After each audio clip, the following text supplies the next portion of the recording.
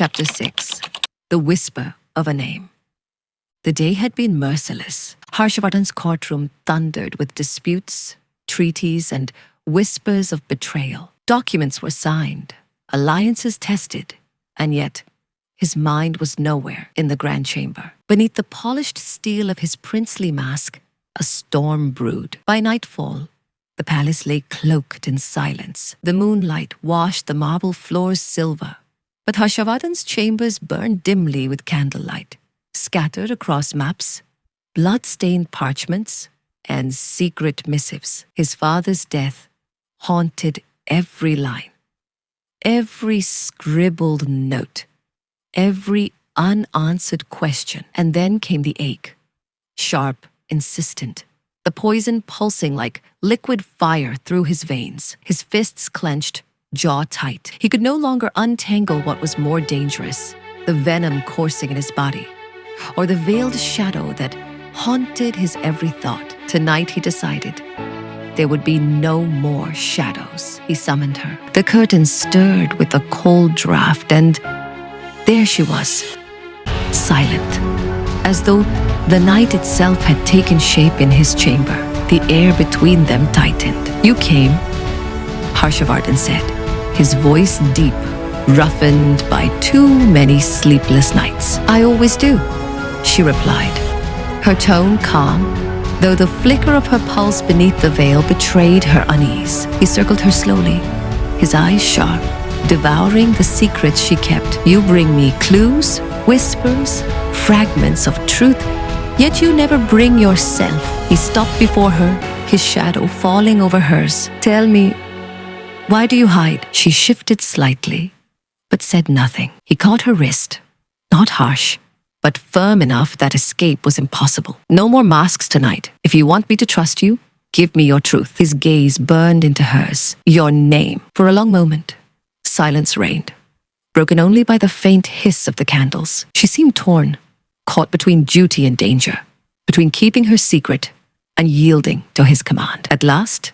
her voice fell like a whisper, low and steady. "Mohini." The name hung in the air, intoxicating, forbidden, echoing through the marrow of his bones. Harshavardhan repeated it under his breath, as though savoring the taste of it. "Mohini," he said again, softer this time, almost reverent. His fingers lingered on her wrist before sliding away, reluctant to let go. A name meant to enchant. How fitting. She turned as if to step back into the shadows, but his hand caught her veil, tugging just slightly, his voice deepening with hunger. "You think I can't tear through every wall you build?" His eyes darkened, half from rage, half from the unyielding pull between them. Her breath hitched, but she lifted her chin. "Careful, Prince. The truth you seek may destroy you." But Harshavardhan only leaned closer, his lips near her ear, his words a promise and a threat. "Then let it." She did not flinch. Instead,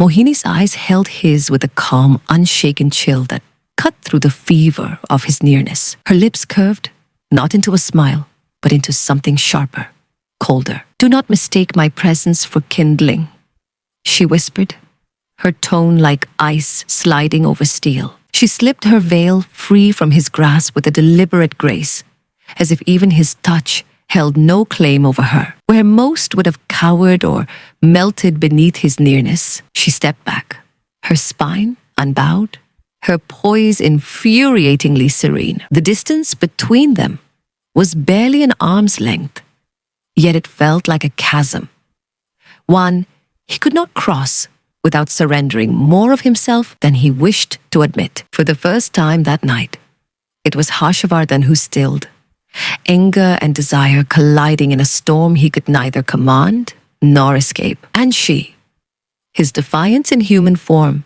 turned toward the shadows once more, leaving behind a silence far more dangerous than her words. Chapter 7. The Uninvited Encounter. Weeks bled into months.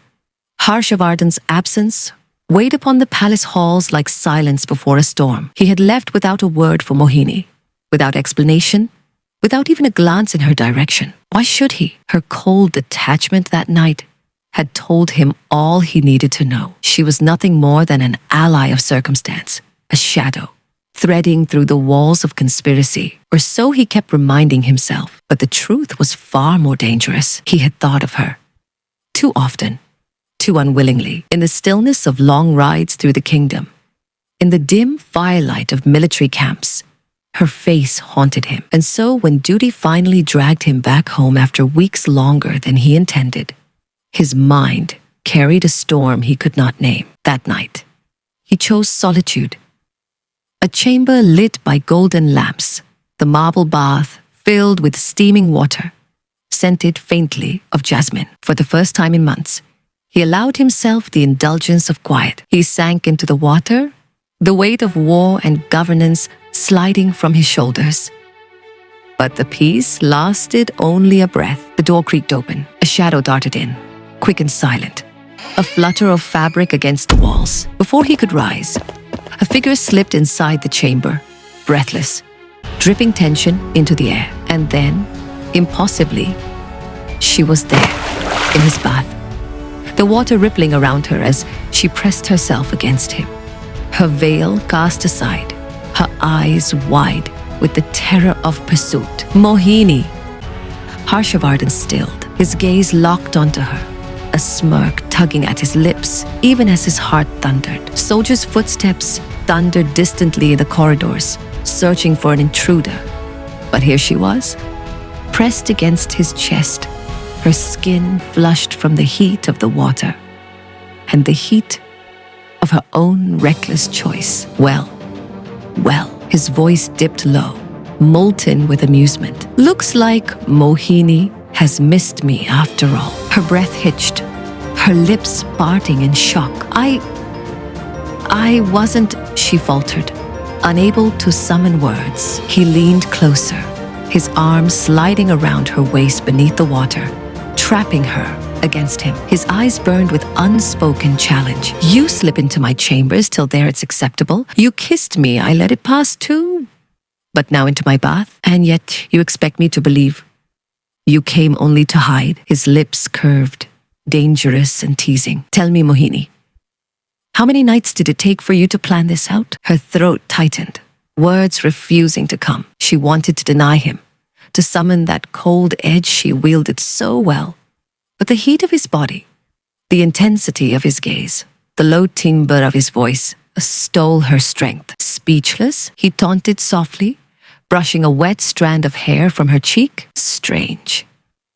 For someone who always has walls of words ready to keep me at bay. Mohini shivered, her fingers clutching the edge of the marble, torn between fleeing and surrendering. The sound of soldiers faded down the corridor, but she could not move, not when his arm held her captive, not when his words dug under her skin like fire. Looks like fate delivered you back to me, Harshavardhan whispered, his lips grazing dangerously near her ear. And this time, Mohini, I won't let you slip away so easily. She drew in a ragged breath, forcing her composure. Her eyes flashed with defiance, though her voice trembled. Don't mistake necessity for longing, Prince. But the truth was betrayed in her trembling. Harshavardhan saw it, felt it, and for a breath, the storm between them threatened to consume him. But then, with a low exhale, he loosened his hold and let her go. His gaze burned into hers, softer now, laced with something far more dangerous than desire. Control. I know my limits, Mohini, he murmured, his voice deep, edged with restraint. You defined them the last time. I will not cross them, unless you wish to break them yourself. The words hung between them, heavier than any touch. Then he leaned back into the bath, dismissing her as though he had never held her at all, leaving her shaken, breathless, and far too aware that the choice, terrifyingly, was hers. Mohini stumbled out of the chamber, her pulse still hammering as though she had left a battlefield behind. The cool night air brushed her skin, but it did nothing to calm the fire that lingered from his nearness. Harshavardhan's words echoed in her ears. I know my limits, unless you wish to break them. He had released her when every breath, Every tightening of his hold had told her he would not, that he should not. Yet he had. Her heart should have been relieved, grateful even, for the line he had drawn so firmly. But instead, a restless ache gnawed inside her. For his restraint had not diminished the pull between them. It had magnified it. She pressed a trembling hand to her lips, as if to erase the memory of how close he had been. How easily she might have surrendered if he had pushed one step further. Her mind screamed caution, reminding her of why she had come, of the secrets she guarded, of the danger shadowing every breath they shared. But her body betrayed her. The heat of his gaze still clung to her skin. His voice, commanding yet unexpectedly gentle, wove itself around her like a chain she could not escape. She closed her eyes, whispering to the night, "I cannot afford this." Yet the truth she would never admit aloud settled deep in her chest. She did not fear Harshavardhan's desire. She feared her own. Chapter 8. Shadows in the flame. The chamber smelled faintly of parchment and smoke, the candlelight drawing long, restless shadows on the stone walls. Maps were scattered across the desk, pinned with ink marks, trails that led nowhere. Mohini stood silently, her veil drawn, her presence as enigmatic as the night itself. Harshavardhan paced, his robes whispering against the floor, eyes burning with unanswered questions. He stopped abruptly, his gaze locking on her. The merchant caught with the herbs. He was only a pawn. Those herbs are forbidden for a reason. Their smoke carries favor. Their extracts can twist the body inside out. He pressed his palms flat on the desk, his knuckles whitening. And yet someone dares to buy them. In bulk. Mohini's voice was soft, deliberate. Herbs like those are never used in small games, Prince. They are weapons, but not of steel. Epidemic is a silent army, one that kills without soldiers lifting a sword. His eyes narrowed, his mind racing through possibilities. Then the question isn't who sold them. He stepped closer to her, his tone sharp, controlled, almost clipped. The question is, who needs them in such quantity, and why? To weaken our borders? To cripple our kingdom from within? She met his gaze, her breath faltering just slightly under the intensity of his voice. Or perhaps to erase a people entirely, a tribe, a rebellion, waiting to be silenced. His jaw tightened, the memory of the Tamira tribe flashing before his eyes. The thought that he might have been led into their massacre under false pretenses clawed at him. For a long moment, he said nothing. His silence was heavier than his words, a blade suspended in the air. At last, he drew himself straighter, folding his arms, the perfect image of a controlled prince. "You will find me answers, Mohini. Who wants these herbs, where they are going, and what they will unleash. Until then." His voice dipped, quieter but dangerous. "I will not rest." Mohini shifted uneasily. She had expected him to pull her closer, to push, to test the invisible thread between them, as he always did. Instead, his restraint unsettled her, more than his hunger ever had. His tone, cold and commanding, stripped her of the upper hand she sometimes thought she held. She swallowed, steadying herself. "I will find what you seek. But know this, answers may not heal you, Prince. They may break you." He allowed himself the faintest curve of a smile, bitter and unreadable. Then let them, their eyes locked in the flicker of the flame. Unspoken desire, unspoken war. And then he turned from her, not with longing, not with hesitation, but with deliberate dismissal. His attention slid past her as though her presence were nothing more than another shadow in the chamber. The sting of his ignorance lanced deeper than any sharp word. Mohini's chest tightened, a flush of something unfamiliar, anger, hurt, rising within her. Before she could speak, the chamber doors opened. Soundarya glided in, her silken robes catching the candlelight, her voice warm and confident. "Prince, the council awaits your word. They will not move without your command." Harshavardhan's expression shifted, calm, composed. "Then they shall not wait long," he said, inclining his head to her. He did not look back at Mohini. Not once, as Soundarya leaned closer, speaking low into his ear. Mohini felt the sharp edge of something she had never known within herself, jealousy. It coiled hot and bitter beneath her skin. She turned away before either could see it, her steps sharp against the stone.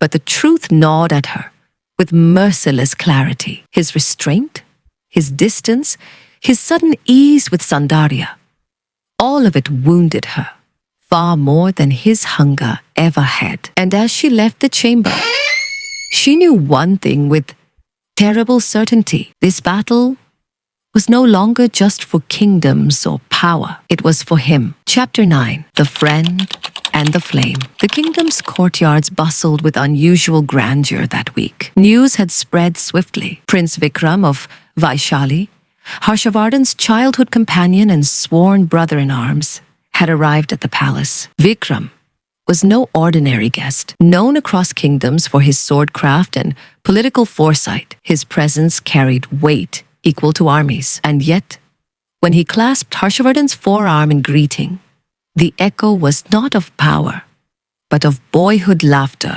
and battles fought in dusty courtyards long ago. For days they pored over scrolls and strategy, Vikram seeking Harshavardhan's counsel on a political alliance that could sway half the southern provinces. Their voices filled the council chambers deep into the night, their camaraderie both nostalgic and commanding. But it was on the third evening, as dusk stained the sky in crimson, that Vikram first saw her. Mohini had entered the corridor silently, a tray of scrolls in her hands, her veil casting shadows across her face. She had not meant to intrude. Her steps were measured, her presence discreet. Yet Vikram's gaze caught her in an instant and held. She passed them with the grace of flowing water, leaving only the faint trace of sandalwood in the air. Vikram's voice faltered. His eyes lingered too long. And Harshavardhan noticed later that night, as they shared wine in the quiet of the private pavilion, Vikram spoke. His tone was low, almost hesitant, but earnest. "Harsh, that woman I saw today. The one with the veil." Harshavardhan's cup paused mid-air, his jaw flexed. "What of her?" Vikram's eyes gleamed with a rare softness. "There is something about her. A beauty I have not seen in any court, in any kingdom. Who is she? Not a servant, surely? Her bearing is too regal, too—" He stopped, smiling faintly, as though embarrassed. "Forgive me. I do not mean to intrude, but she stirred something I cannot deny." Harshavardhan placed the cup down with deliberate calm. His face was unreadable, carved from stone. "She is no one of consequence." His words were clipped, final. "Do not waste your thought on her." Vikram looked at him for a long moment, searching, but Harshavardhan's eyes offered no explanation, no invitation. At last, Vikram let it go with a laugh, though the flicker of curiosity had not left his gaze. But when night deepened and the palace grew silent, Harshavardhan's calm fractured. He found Mohini in her chamber, her lamp dim, her eyes lifting at his sudden entrance. Before she could speak, his voice cut through the air, sharp, controlled, yet trembling with suppressed fire. "From tomorrow, you will not come before Vikram, not in the corridors, not in the courts, not even by accident." Mohini's breath caught. Why? His gaze pinned her, dark as a storm. "Because I have said so." She opened her mouth to protest, but the words died under the ferocity in his eyes. He stood so close she could feel the heat radiating off him. The fury coiled beneath his restraint. For a heartbeat, silence burned between them, thicker, sharper than any blade. And Mohini realized with a jolt, it was not Vikram's admiration that angered him. It was the fire that had sparked inside himself. Chapter 10. Fire. In the garden, the moon cast its silver net over the palace gardens, the jasmine blooms heavy with scent, the fountains whispering secrets into the night air. Mohini had come alone, seeking quiet, her veil drawn lightly, her thoughts restless with the storm that Harshavardhan had stirred in her heart. But she was not alone. From behind the marble pillars, Vikram of Vaishali stepped forward, his voice smooth, threaded with intent. "Mohini," she startled, the tray in her hands trembling. "Prince Vikram." "This is not the place," he smiled, an ease in his step, but his eyes burned with something sharper. "I could not resist. Ever since I saw you, your face has haunted me. You do not belong here, in shadows and veils. Come with me to, Vaishali. I will give you a place worthy of you, a life where you will be seen, cherished." Mohini's heart thudded. She steadied herself, her tone polite but firm. "My lord, you mistake me. Whatever you seek, I cannot give. My place is here. My path, already chosen." She turned to leave, her pace quick, but his hand shot out, grasping hers.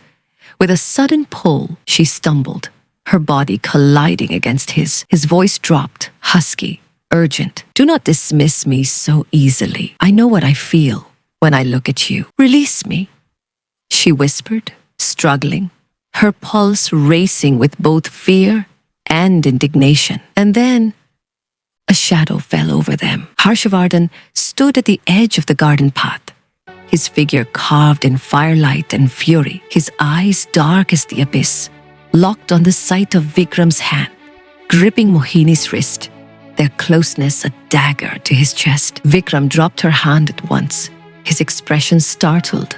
But Harshavardhan's gaze had already turned into ice. Without a word, he turned on his heel and walked away, his silence more dangerous than a sword unsheathed. That night, Mohini returned to her chamber, her heart heavy. She had expected a storm, perhaps a question, an accusation. What she did not expect was his presence waiting in the shadows, the door closing behind her with a thud. He stepped forward slowly, each stride deliberate, his control stretched taut like a bowstring. "I warned you," his voice low, dangerous. "I told you not to stand before him." Mohini gasped, her eyes wide. "You misunderstand. I saw enough." His words cut, sharp and merciless. But his eyes betrayed him, molten with pain, with jealousy, with something far more dangerous than either. Before she could explain, his hand caught her wrist, pulling her flush against him. His breath burned against her skin. And then, without warning, his lips crushed onto hers, fierce, unyielding, claiming. Mohini's mind screamed protest, but her body betrayed her. She did not push him away. Her fists tightened against his chest, trembling, but not in resistance, in surrender. The kiss deepened, no longer punishment, but hunger, raw and unrestrained. When at last he tore himself back, his breath ragged, his eyes storm-tossed, his voice was a whisper of possession. "You are mine, Mohini, whether you admit it or not." Tears glimmered at the corners of her eyes.